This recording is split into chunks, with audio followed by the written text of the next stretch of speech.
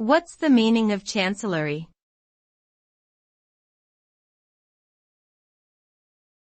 Chancellery.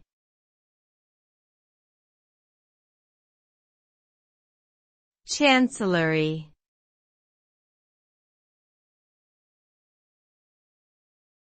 Chancellery.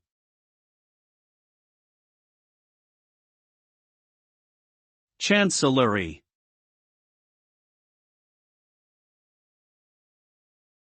Chancellery refers to the office or department of a chancellor, which is typically responsible for overseeing administrative, legal, and financial affairs within a government or university.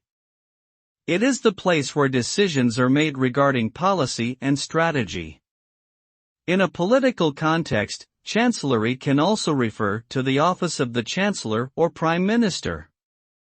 The term originated in medieval Europe, where it was used to describe the official residence of a bishop or senior church official.